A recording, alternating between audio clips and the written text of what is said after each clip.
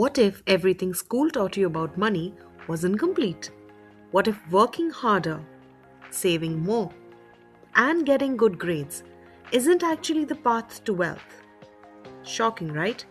That's the question Rich Dad and Poor Dad forces you to confront. Now picture this. Two men wake up at the same time, same city, same opportunity, but one will struggle with money for his entire life, while the other will become rich. Not because he worked harder or because he was smarter in school, but because he was taught one idea differently.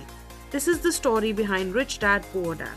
And if you stay till the end, you'll understand why money seems to obey different rules for different people.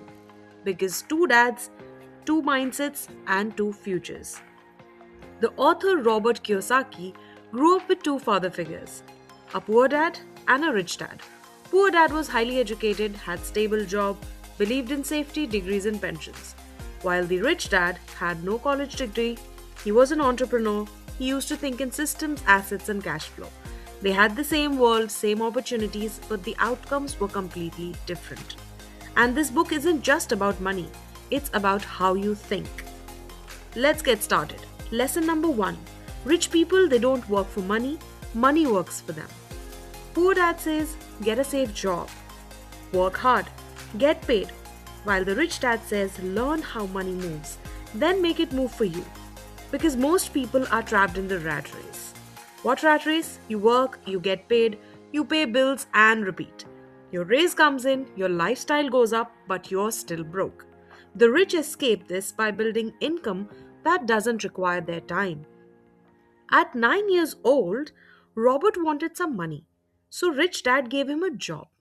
Long hours, hard work, and very low pay. After weeks and weeks of frustration, Robert finally quit. And that's when rich dad smiled. Because the lesson wasn't about the job, it was about this. Most people work for money because they're afraid of not paying bills, afraid of being broke. While the rich, they don't let fear control them. They don't ask how much does this pay? They ask one question, that how can I make money without me being here? And for the first time, Robert realized that a paycheck can trap you just as easily as it can save you. Lesson number 2. Your house is not an asset. Yes, that one hurts. This is where the book shocks people. Because asset is something that puts money into your pocket, where liability takes money out of your pocket. Your house, it has mortgage, repairs, taxes, insurance. That's not income, it's expense. Rich people, they buy assets first and then use this cash flow to pay for liabilities. Think about your own life for a second. Is your money working for you, or are you working harder just to keep up? Coming to lesson number 3. Schools, they teach you how to be an employee, not how to be rich. Because school is teaching us to be on time, to follow rules, get good grades, and work for someone else. But no one actually teaches how taxes really work, how debt can be used strategically, how businesses are structured, and how to invest intelligently.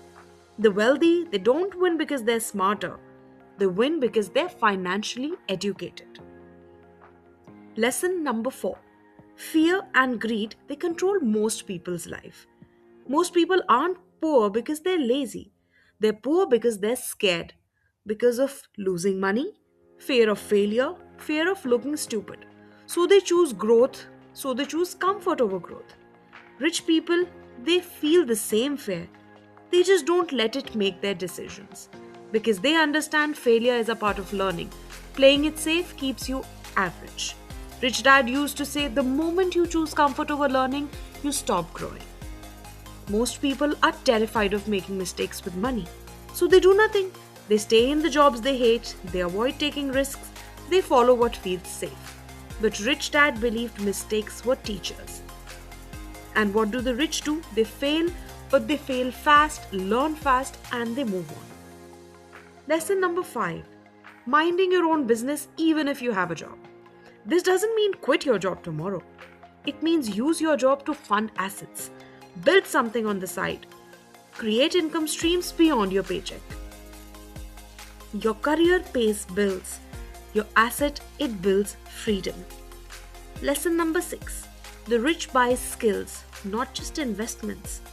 The most powerful asset isn't real estate or stocks, it's you. Skills like sales, negotiation, communication, financial literacy. Because money flows to people who can solve problems and create value. The core message of the book is Rich Dad Poor Dad isn't saying money is everything or just quit your job. It's saying try to think differently. The moment you stop asking, how much do I make? And start asking, how does money work? Your financial life really changes forever. The poor and the middle class, they work for money, while the rich, they build assets that work for them. And once you understand the difference, you can never unsee it. Thanks for watching Books Visualized.